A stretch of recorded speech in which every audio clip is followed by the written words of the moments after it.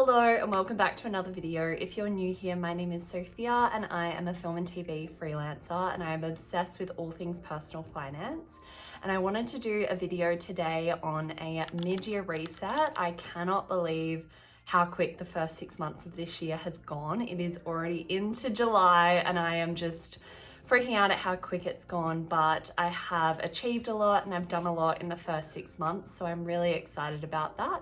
And I wanted to do a financial mid-year money reset and check in to check how I'm tracking on my goals, and also just have a little look over, my spending habits, what I've spent so far this year and income, etc. So I wanted to dive in, share it all, and just do sort of a reset to reframe, maybe change some of my goals or make them more achievable for the year, and just dive in and take a real good look while I have the opportunity to do so. First things first, obviously, I'm not a financial advisor and this is not financial advice. This is just for purely entertainment and educational purposes.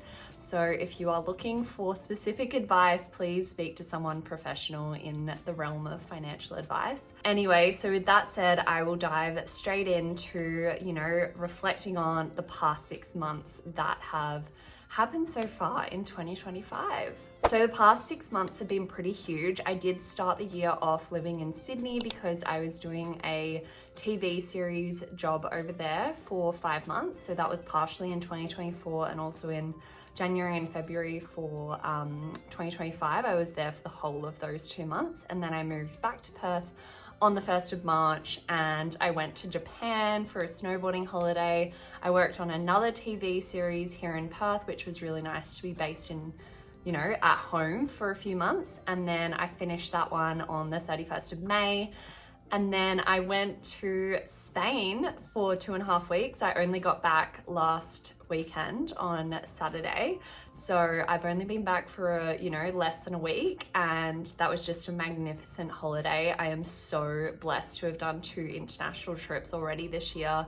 I think that's probably it in terms of my travel for the year, but you'll see in my breakdown of what I've spent, how much that has sort of impacted my expenses for the year, because going internationally, it's not cheap, especially doing snowboarding and Europe are probably 2 of the higher, categories of spending you can have on an international holiday. So I want to dive into, what I've spent and what I expected to spend halfway through the year, how I'm tracking with my year-long goals, because I mostly, for the most part, set my goals annually.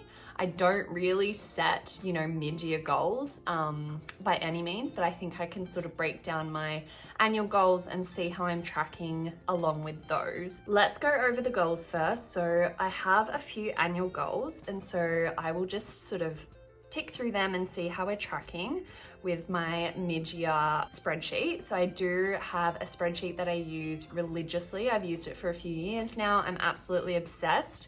They have come out with a new version that's like, greater and better, but I'd already started using this one for the year. So I haven't transitioned yet, but I think I will next year when I, fill in my new spreadsheet and whatnot. And I've got it linked below if you like it, because it is, in my opinion, life-changing, like the best spreadsheet ever. It tracks absolutely everything. It's all automated in terms of like, you just put in your expenses or your savings or your income in a little log, and it'll, put it wherever it needs to in terms of like the tabs for each month. So I absolutely love it. I think it's honestly changed the game in terms of being able to look back on the year and see in previous years how much I've spent in certain categories, which was really helpful for my, year in review that I did at the end or the start of this year or the end of last year. So really helpful. I would recommend it. So in this spreadsheet, I do have some goals listed. So one of my big goals for 2025 is to invest $20,000 for the year. Now, looking down to my savings summary, I have already invested $15,739.84. So I am well on track to hit my $20,000 investment goal, which is phenomenal. I do think that is a lot attributed to my higher earning months in January and February because I was on a great job that I was getting really good pay on that. And then the next job I did was pretty well paid as well. And so I was able to really funnel money into my investments, and that was a big priority for me while I was earning, you know, that amount, was to utilize it while I had it, because as you would know if you've seen multiple of my videos, I have a variable income. So at the moment, I'm actually not employed. I don't have an income, and I don't start my new job until the 4th of August. So I do have a bit of time to wait until I start a new job.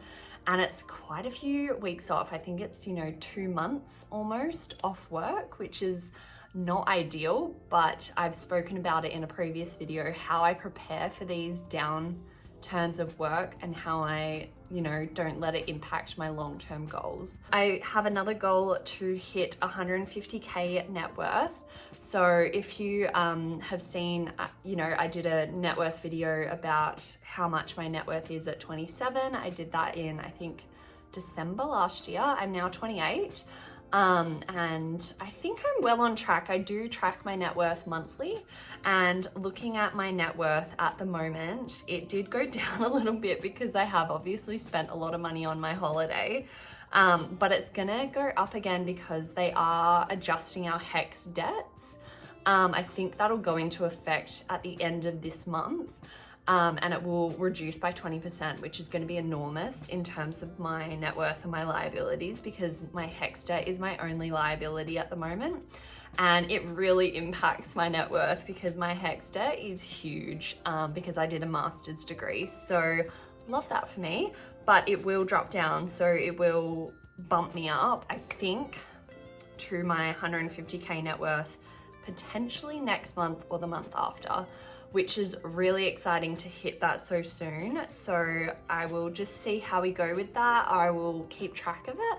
And if I manage to hit that this year, that will be incredible. And to hit it early would be phenomenal. So let's see how we go with that one. Next up was to have multiple 5-figure months. So, you know, $10,000 and above for my earnings. And I have hit that. There were 3 months already this year that I've hit that. So, or surpassed it, and there was another month where I was really close, but I didn't quite get there. So that's excellent news. I've ticked off that goal for the year because I just sort of hope to have a few months a year where I earn over $10,000 that month. Next up, I have saved $50,000 for my house account, and this is my house savings goal, and so far this year, I have saved $4,150 into that account. I'm not trying to save $50,000 into that account this year. I want it to reach $50,000. I can't recall what it's at the moment. I think it's at about 42. So we're getting there, it's close. And I have, you know, consistently saved into it for the year, which is really exciting. So we'll see how we go with that one. I think we're on track, but you know, we'll see. I would love to have 120K plus income year.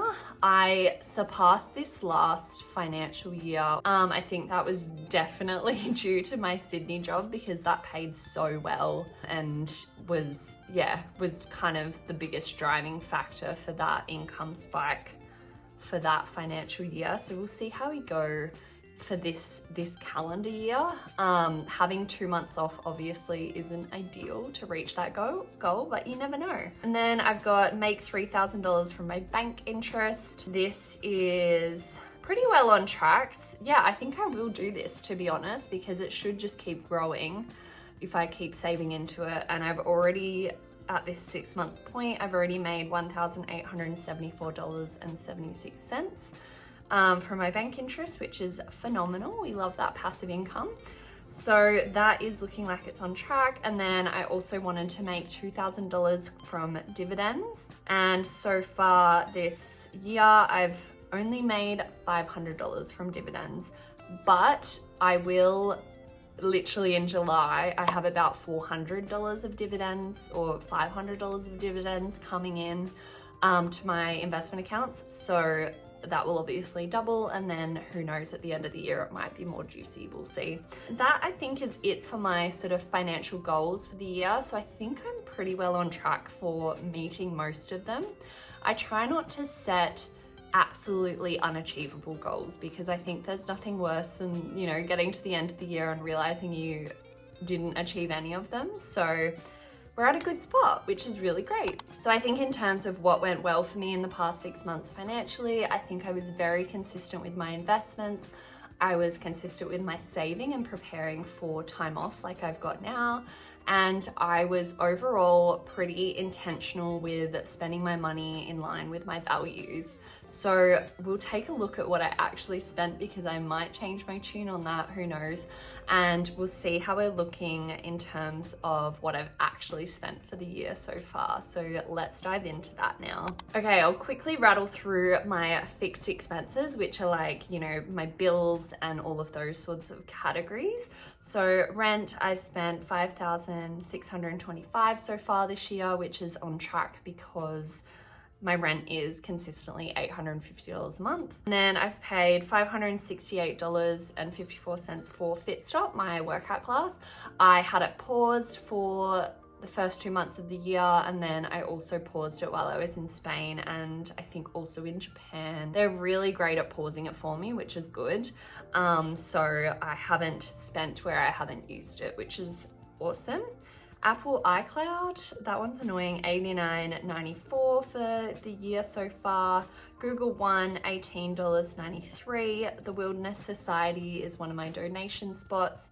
I've spent $105 there, and that has pretty much come out every month, which is quite consistent.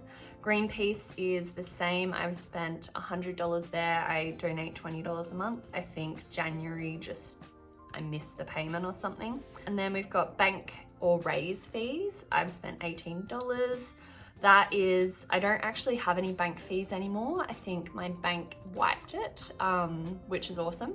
So I don't do that anymore, but this is just my raise fees for my micro investing account. Internet bills, $248. I have managed to work this rate down a little bit. My bill went up, and then I, contacted them about it and brought it back down. So it has fluctuated quite a bit. My car insurance was $1,230.99. So I have already paid that for the year.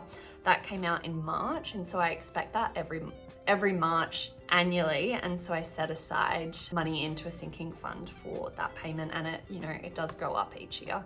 I was expecting it to be more around the $1,200, but they've obviously bumped it up by $31.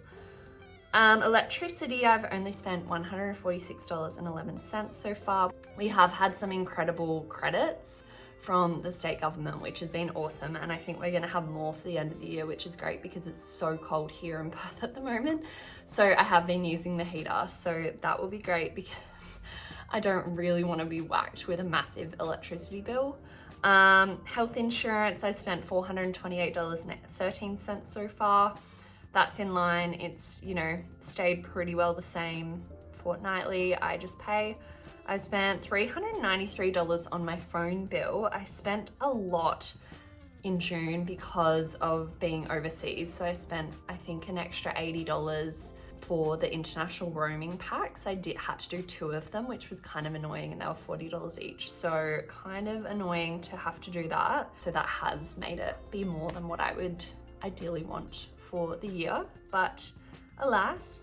I've spent $112 on my Adobe Creative Suite, which is exactly half of what I expect for the year. iPhone Apple Care, I still pay for this. I don't know, do I still need to be paying for this? My phone's kind of older now, like I got a couple of years ago, I think.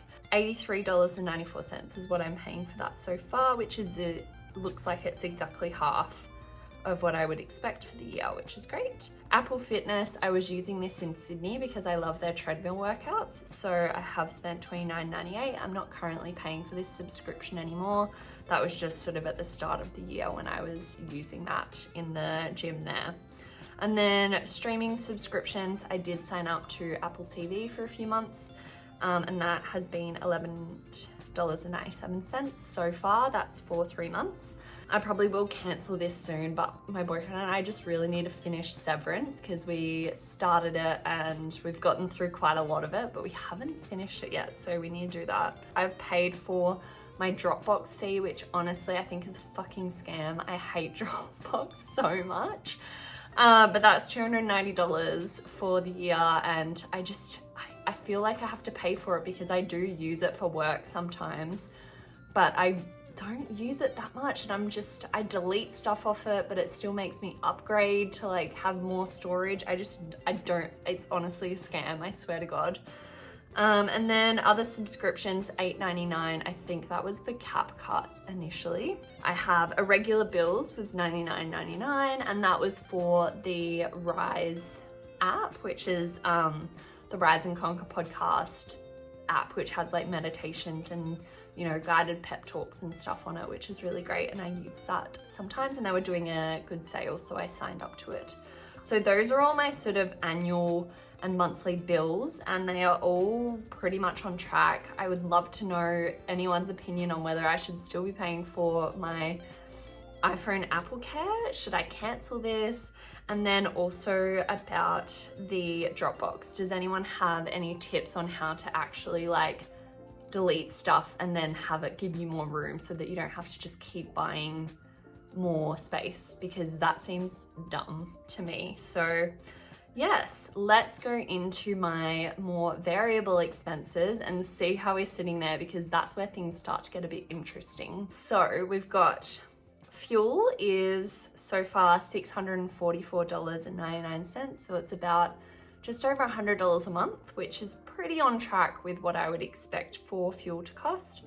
Groceries, $1,756, which works out to be $292.69 per month, which is genuinely pretty phenomenal, I think. Household items, $49. I cannot even remember what this was. It was something in May. No idea. I just put random things in there if I buy them for the house. Eating out, I've spent $1,880 so far, which is approximately $313 a month, which is way too big. And keep in mind, this is actually not even including what I spent on my holidays, because I just put them in a travel category. So it would actually probably be double this. I don't eat out that often, but I think the problem is when I eat out, I do eat at pretty nice places. So I'll go out for dinner and it will be a nice dinner, and we'll end up spending, you know, at least $60 to $80 a head, which is, it adds up. And I have been more social this year, I would say. Like, I've had a few more social things on, which has been really nice, which means I've been eating out more. So I think I just need to watch this for the next part of, you know, the next half of this year. Especially if I, you know, want to hit some of my bigger goals, I need to stop spending that money. Shopping, I've spent $1,176.41. So not ideal. So it's just under $200 a month, which is probably not great. I don't like to shop too much, but I have bought some nicer things. I think I've grown out of some of the clothes that I've, you know, used to like wearing. I don't really want to wear anymore. They're not really my style. So that's definitely been a big shift. But yeah, I can probably just cut out shopping for the next couple months, I think. Personal care, oofed. $796.50. Now, this does include, I did go get a skin check the other day, and I also have, I put this towards things like getting a haircut and, you know, other beauty products and things that I kind of, you know, don't see as like medical, but just nice to have. So that is kind of a lot, but I do like treating myself with little things like that. So it is what it is. It's just over $100 a month, really. So not the end of the world. Naked Harvest, I've spent $465.30. So that is the supplement company that I buy from. So I buy all my protein powder, creatine, collagen powder, like hot chocolate, like Moon Milk, which is like an evening magnesium hot chocolate. I buy all of my things from there. And to be honest, that's probably on track. I think last year I actually spent more at Naked Harvest. So this is probably good. I've tried to, you know, use what I have and not overbuy when, you know, they have a sale, or just buy specifically when there's really good sales so that I'm, you know, getting more bang for my buck. So Bike Bar or Pilates and, you know, other classes. I have spent $303.60. So this included the gym that I was signed up to in Sydney, which was amazing, and, you know, any other sort of gyms or Pilates classes that I've done. Chiropractor, I've spent $138, so I've only been 3 times so far this year, which I think is relatively on track. I kind of go every 4 to 6 weeks. And it's my friend, so I like catching up with him, and it's good to get an adjustment. $469.12 at the pharmacy. That is, for the most part, I think, you know, supplements and medical things that I've needed. And also I do buy a lot of my skincare at Priceline Pharmacy, so it's a lot of my skincare as well. Alcohol, I've spent $159.91. I had $0 budgeted for this every month, so I try not to spend money on alcohol. This is sort of like getting drinks out or buying alcohol from the bottle shop, which I actually don't think I've done this year. I think this is literally just like drinks out and about, which I've spent barely anything, like 20 bucks a month, which is like maybe a cocktail or a glass of wine here and there, which is pretty good. Uber and transport, $298.65. I only had $200 budgeted in this category so far for the year. So I've definitely spent a bit more, and that's definitely been because I've done so many airport trips with, you know, coming to and from Sydney, and then also the Japan ones, and going to Spain, and just, you know, bits and bobs where I've needed Uber. So that, and it also, that also includes like catching the train and those sorts of things, which I did also do in Sydney sometimes. So those things add up. Parking, $247.61 for parking so far this year. Sydney definitely fucked me with this one because I got a fine for $136, which was so annoying because he was literally at my car when he was writing the fine, and I was asking him, I was like, can you not? Like, I'm here. And he was really nice about it, but yeah, I got the fine. So that sucked. Travel.com, this is the spicy one. So I had budgeted $6,200. I don't know where I got that number from. I think that was just me, like, you know, guessing how much my Japan holiday and my Spain holiday was going to be. I've spent $10,000, $696.33. Now, keep in mind, this has all come from my holiday sinking fund. So this isn't just money that I'm stealing from, you know, other bits of savings that I have. This is dedicated holiday money. And I did save up about $10,000 in my holiday sinking fund. And I've obviously topped it up between having my Japan holiday and my Spain holiday. And so I've pretty much spent almost all of it. I'm kind of starting from, I know I've got about 1,300 left in that account at the moment, and so I'm just going to keep topping it up because you always want a holiday, and it honestly feels so good to go on a holiday and know that it's already 100% paid for. You've already allocated that money and it's guilt-free. So that is, you know, my mindset, and I honestly would never take back those experiences to have that 10 grand back, because I honestly think it's an investment in yourself, your experience of life, your experience of other cultures. It's so important. So I am very happy that I have spent that money, even though it's quite a lot and it does make my expenses for the year really tally up. So moving on, I've spent $951.81 on gifts so far this year. I think the majority of that was definitely in April and May. So April is my boyfriend's birthday, so I spent a bunch then because I got him some gifts. We went out for, it was either dinner or lunch, I can't recall. And then also in May, it's Mother's Day and my dad's birthday, and so those are, you know, bigger months, I guess, for me. And then in February it was my birthday, but I have a twin sister, so it was also her birthday. So yeah, just some bigger expenses. Dental, I spent $86. I had my checkup annually. He is pretty happy with my teeth, so he said I can just go back annually rather than every 6 months, which is great. Donations, that's other donations. I've spent $20. I think that was to just a GoFundMe. Events or activities, I spent $52.35. So that was, I think, the movies a couple times. ClassPass, I've spent $170 so far this year. I genuinely love ClassPass. It's kind of my new favorite thing. I didn't really think that Perth would have much, but it actually does have a lot, which is really exciting. So I've been using that for a few months now since I signed up in April. And I will leave my referral link below because you can get 2 weeks free and I think like, you know, credits to use and whatnot. And I get some credits or money back in my account for that, which is really nice. So definitely recommend. It's helped me add a lot of variety.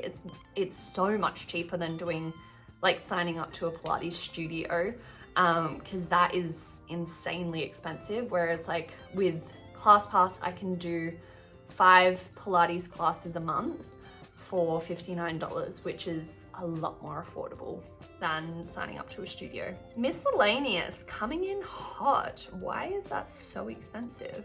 Oh my God. Okay. I know why that's so much. Miscellaneous. This one, $2,764.34.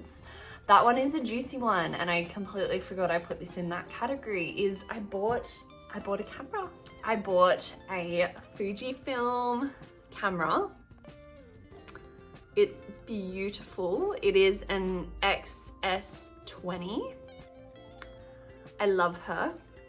And I bought her right before my holiday to Spain, because I really wanted a good camera to take really nice photos on, and she delivered. The photos were so nice and just such better quality than iPhone. I actually did a little like video of comparing iPhone versus you know, my Fujifilm, and it's nuts. Like the quality is so much better. I'm so happy with it. And yeah, overall, really happy with that purchase. It was about $2.5 grand or 2,400, I think it was. And I'd already saved up for it in a sinking fund. So again, that wasn't money coming out of other savings account. It was dedicated for that camera. And that's why I absolutely love and talk about sinking funds till the end of time, because they are lifesavers when it comes to making bigger purchases and having that money pre-allocated for your future self. So absolutely love this purchase, very happy about it. Office supplies is my last category. I spent $49, and that was literally an adapter for traveling to Europe from Officeworks and a couple other things. So all in all, I've spent a lot of money.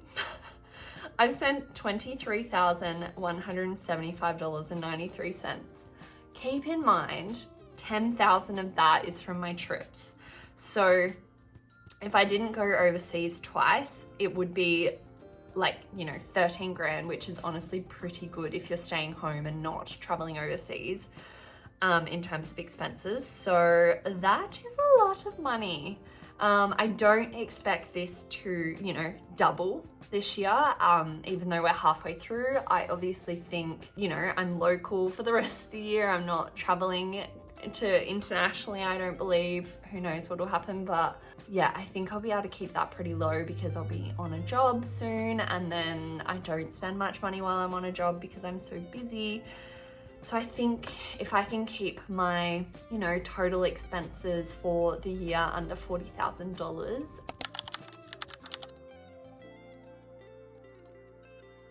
I will be quite happy, because I think last year it was closer to that amount for the year. So if I can keep it pretty similar, including those phenomenal holidays that I got to go on, then I think I'll be very happy with what I achieved in terms of my expenses. But yeah, how do they stack up to what you've spent so far this year? Am I crazy? Like, am I tapping my card too much? Because I think I am when it comes to my shopping and eating out. They are two categories that I'm pretty crazy with, in my opinion. I think a lot of people eat out a lot more than me. I would say I eat out, you know, twice a month, but it seems to add up.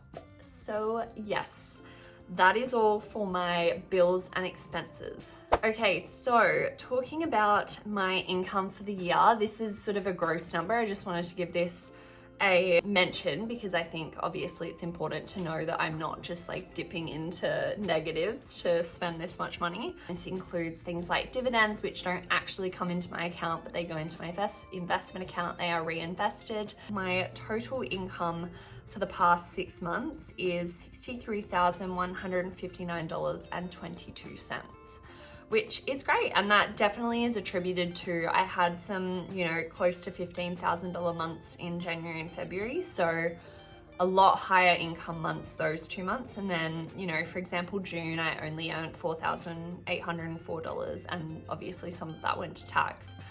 So there's, a lot of fluctuation in this industry, and that is how much I've earned so far. And then obviously I've invested a bunch and I've spent a bunch, and I have also saved a bunch. Anyway, that is the overview of my income, my expenses, what categories I've spent the most in, and where I'm sitting financially in terms of my goals for 2025. I think I've hit a good point so far in the mid-year. It is good to reflect on the numbers because it makes me realize where I really want to kind of, pull back a little bit, because I've been a bit crazy in some categories. And obviously, we're in winter now in Australia, so I won't be spending as much on going out because it's, it's hibernation months. We're not doing as much. Anyway, that is sort of the recap of what the numbers are looking like so far this year. I think,